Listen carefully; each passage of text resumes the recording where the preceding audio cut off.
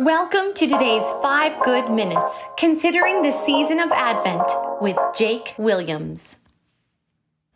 We're going to continue our discussion today talking about peace. We've all had embarrassing, awkward moments with others. You say something that doesn't come out quite right, and what comes out is uncomfortable. Your embarrassing statement is then followed by what is probably a few seconds, but what seems like an eternity of nervous silence. You then feel the need to explain, but the hole you've already dug just gets deeper. A few years later, that awkward moment has morphed into a funny moment, and you retell the story to the amusement of your friends.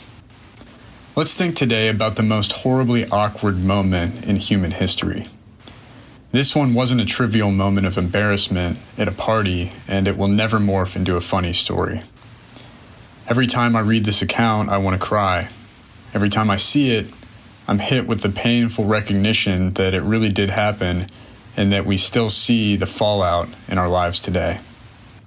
When you read it, you should know that this is not the way things were meant to be, or you will never understand the biblical story, and Christmas will never make the kind of sense that it should make. Here is the biblical account in Genesis 3, verses 8 through 13. Then the man and his wife heard the sound of the Lord as he was walking in the garden in the cool of the day, and they hid from the Lord God among the trees of the garden.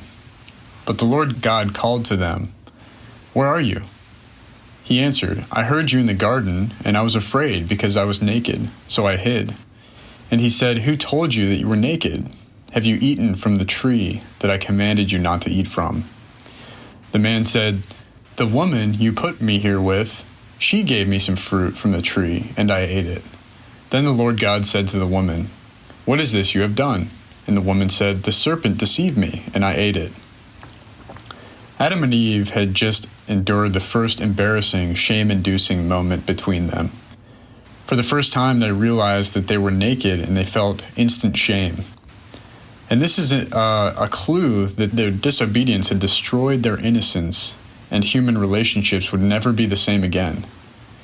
But that sad and shameful moment pales in comparison to what happened next.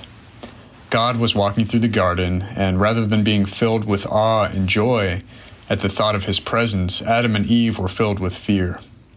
Their reaction was strange, awkward, and abnormal. They had been designed for intimate, loving, and worshipful communion with him.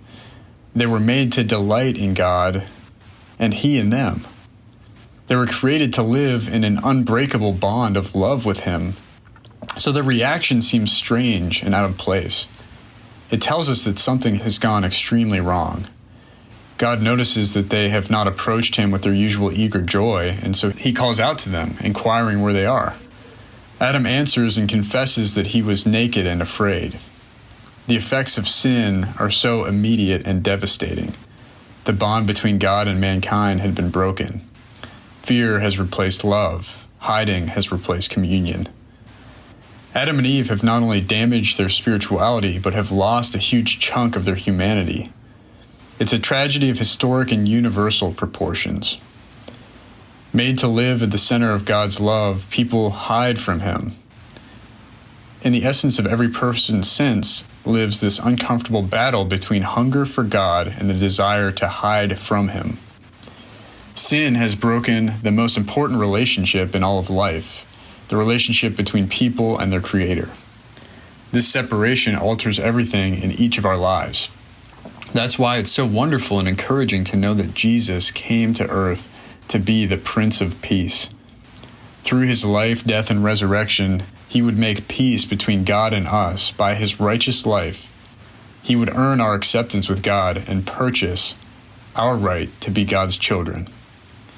It is this vertical peace that then allows us to live in peace and harmony with one another.